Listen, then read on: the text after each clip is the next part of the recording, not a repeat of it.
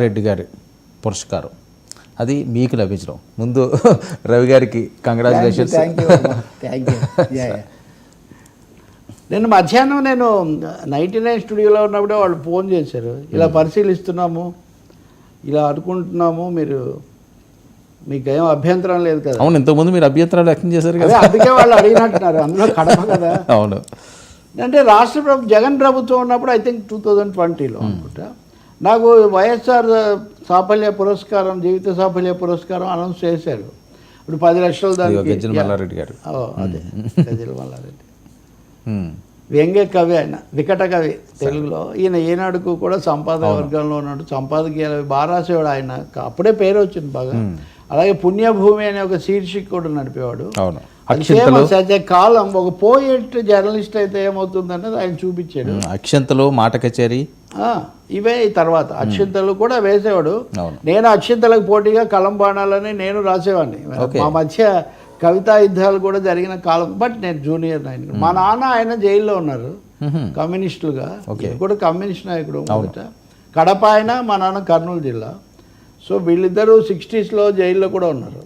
నేను ఇవన్నీ రాసి, ఆయన రాసిన అక్షింతల దాంట్లో నా మీద వేసిన ఒక 3-4 చాప్టర్స్లో నా ప్రస్తావన ఉంటుంది.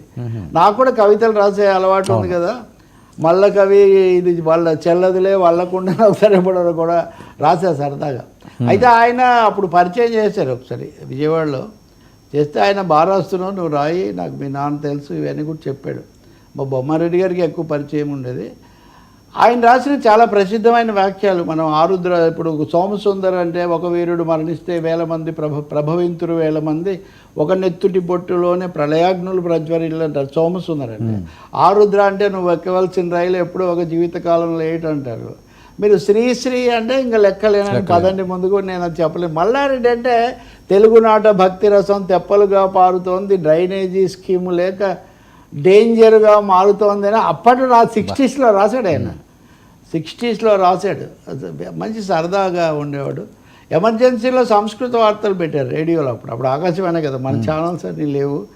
అప్పుడు ఆయన గాంధీజీ స్వర్గంలో ఉంటాడు కదా, అక్కడ ఈ సంస్కృత వార్తలు విని ఇందిరాగాంధీ ఎమర్జెన్సీ కాదు అంత అద్భుతంగా ఉంది అనుకొని ఎక్కడొస్తాడో గాంధీ అని మళ్ళీ పుడతాడేమో అని, వద్దు గాంధీజీ రావద్ది దేశానికి దారి తప్పి, అయినా నువ్వు ఈ దారిని రాబోకు మళ్ళీ అని ఏమేం జరుగుతుందో అవన్నీ చెప్పాడు. చాలా మంచిగా అది చాలా గుర్తు. అందుకే శ్రీశ్రీ ఆయనకు ఉత్తరం రాస్తూ, మళ్ళా గజ్జల మళ్ళా నీ కవితలు చదివాను, మళ్ళీ చదివాను, 25 సంవత్సరాలుగా నేను కూడబెట్టుకున్న కీర్తి 25 గేయాలతో కొట్టేసేవాడిని, నీ మీద నేను కేసు పెడుతున్నాను అని ఈ మాటలన్నీ ఫేమస్. అతని వ్యంగ్యము జర్నలిస్ట్గా కూడా అంత ఎన్టీఆర్ హయాంలో ఎక్కువ రాసేవాడు. ఆయన కాంగ్రెస్తో కూడా ఉన్నాడు. ఆ తర్వాత ఉదయం పత్రిక, ఆంధ్రభూమి వీటిలో కూడా పనిచేశాడు. కాబట్టి సంతోషం. నేను ఒకటే, అప్పుడు రాజకీయమైన అవార్డు, పైగా మీడియా మీద ఆంధ్రప్రదేశ్లో 2గా చీలిపోయింది, రకరకాల ఆరోపణలు ఉన్నప్పుడు నేనేమో ప్రజల తరఫున నాకు మాట్లాడేవాడిని కొన్ని పద్ధతులు వీటి ప్రకారం.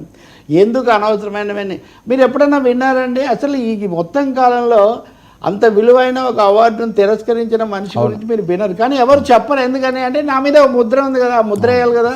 సో ఆ ముద్రే వేస్తుంటారు. ఏదైతేమే మళ్ళీ ఇది కూడా కడప నుంచే వాళ్ళు అడిగినప్పుడు ఒప్పుకున్నాను. నేను మల్లారెడ్డి అంటే నాకు చాలా గౌరవము. రెండోది నేను వ్యంగ్యంగా మాట్లాడడానికి మీకు ఈయన కె. శ్రీనివాస్కి ఇద్దరికేనండి, శ్రీనివాస్కి కూడా, కె. శ్రీనివాస్కి అది కూడా సంతోషం. ఎందుకంటే కె. శ్రీనివాస్ వాళ్ళు ఒక మాట అన్నారు, ఒక మంచి మాట సంతోషం కలిగించింది. ఏంటంటే వాళ్ళు చెప్పిన దాంట్లో వీళ్ళిద్దరూ కూడా ప్రజా సమస్యల మీద సంపాదకీయాలు, సాహిత్య రచనలు చేస్తూ ప్రజాస్వామ్యయుతంగా వ్యవహరిస్తారు. అంటే మన అభిప్రాయం మనకి ఏదైనా ఉండొచ్చు, కానీ ప్రత్యర్థి అభిప్రాయం వినాలి, విమర్శించాలి. నా విషయంలో అంటే ఏమంటే ఏ ఏడాదికి ఆ ఏడాది ఇస్తారంట. గత సంవత్సరం కె. శ్రీనివాస్కు, ఈ సంవత్సరం నాకు అని వాళ్ళు నాకు చెప్పినటువంటిది. ఇన్సిడెంటల్గా ఇది అంతా 99 టీవీ ఈ సమయంలోనే వాళ్ళు ఫోన్ చేశారు నాకు. సో నేను వాళ్ళకు ధన్యవాదాలు చెప్తూ ఉన్నాను. రెండోది సాహిత్యము, పత్రిక, journalism is literature in hurry అంటారు. వేగంగా సృష్టించబడే సాహిత్యమే జర్నలిజం అని. ఎందుకంటే మనం అప్పటికప్పుడే ఏదో ఒకటి మాట్లాడాలి. చాలామంది ఒత్తు పోయింది, పొల్లు పోయింది అంటారు. రెండింటికి సమయం, పూర్తి వివరాలు చెప్పలేదు. ఇదేం థియరీ కాదు కదా, సిద్ధాంతం రేపు చెప్తాం, ఇప్పుడు ఒక వ్యాఖ్య. So anyway K. శ్రీనివాస్ గారు కూడా మంచి మిత్రుడు. నేనేం తెచ్చిన గమనం అనే సాహిత్య సభలో పత్రికలో ఆయన రాసేవాడు. నేను ఆయన సంపాదకుడుగా ఉండగా ముందు మూర్తి గారు ఉన్నారు, ఆయన ఉన్నప్పుడు గమనం మొదలు పెట్టాను. గమనంకు మీరు రాయండి అని నాకు ఫోన్ చేసింది కె శ్రీనివాస్. మూర్తి గారు చెప్పారండి ఎప్పుడు మొదలు పెడుతున్నారు మీరని. కానీ మూర్తి గారు వేరే బాధ్యతల్లోకి వెళ్ళాక కూడా నేను 10 ఏళ్ళు రాశాను ఆయన హయాంలో. ఓకే, ముగింపు కూడా చేస్తూ నన్ను ఎప్పుడూ నాకు అడ్డం పడలేదు. ఒక్కసారి కూడా అంటే ఒక వ్యక్తి ఒక దాంట్లో 12 సంవత్సరాలు 14 సంవత్సరాలు శీర్షిక రాసి ఒక్కసారి కూడా పలానా పదం తీసేయండి అని అడక్కపోవడం సామాన్యంగా మనం ఊహించలేదు. మనం తీసుకునే జాగ్రత్త మనం తీసుకుంటాం, కానీ అందుకని ఆయనతో కలిసి తీసుకోవడం కూడా సంతోషం. మరి ఆయన స్పందన నేను ఇంకా కలవలేదు కానీ.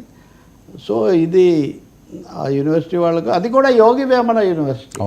వేమన నాకు చాలా ఇష్టం. వేమన మనవే మన ఘనవే మన వినవే మన ఒకే ఒక్కవే మన వేగు చుక్క లెక్కనని ఒక నా నృత్య రూపకం రాశాను నేను. చాలా పాపులర్. ఎప్పుడన్నా మీరు కూడా వేయచ్చు. వేమన తనకాలపు విపరీతాలకు ఇది వేమన వైద్యం లేని చాలా అవన్నీ ఉంటాయి. సో వేమన, మల్లారెడ్డి, కె శ్రీనివాస్, ఈ సందర్భం అంతా కూడా నాకు సంతోషంగా ఉంది. అప్పటి అకేషన్ వేరే, అది రాజకీయ కోణం. అప్పుడు నేను సాయినాథ్ను కూడా, సాయినాథ్ కూడా ఇచ్చారు నాకు, సాయినాథ్కు, పి సాయినాథ్కు. అధికారంలో ఉన్న వాళ్ళ దగ్గర అవార్డులు తీసుకుంటే జర్నలిస్టులకు కొన్ని పరిమితులు ఏర్పడతాయి, కాబట్టి నేను తీసుకోనని ఆయన చెప్పి నేను కూడా ఆ సూత్రాన్నే అనుసరించాను. కాబట్టి అప్పుడు కూడా అన్నా నేను గౌరవంగా ఇచ్చారు వాళ్ళని, నేనేమీ లేదు, అది వేరే విషయం. కాబట్టి ఆ సందేహాలు తీసుకుంటున్నాను. డిసెంబర్లో ఇస్తామన్నారు. ఇంతకుముందు కూడా ఆ తెలుగు యూనివర్సిటీ వాళ్ళు నాకు తాపీ ధర్మారావు గారి సంపాదక పురస్కారం ఇచ్చారు. తాపీ ధర్మారావు కూడా వ్యవహార భాషలోకి జర్నలిజం తేవడంలో ముఖ్య పాత్ర వహించాడు. మనం అంతా నార్ల వెంకటేశ్వరరావు గారి గురించి చెప్పుకుంటాం కదా. నార్ల వెంకటేశ్వరరావు తాపీ ధర్మారావు దగ్గర న్యూస్ ఎడిటర్ మొదట్లో. ఆయన అంత వ్యవహార భాష, సినిమా రచన అన్నిటికీ పెట్టింది పేరు. ఏదైనా కాస్త చైతన్య భూమి, అక్కడ అనేక మంది మంచి రచయితలు వచ్చారు.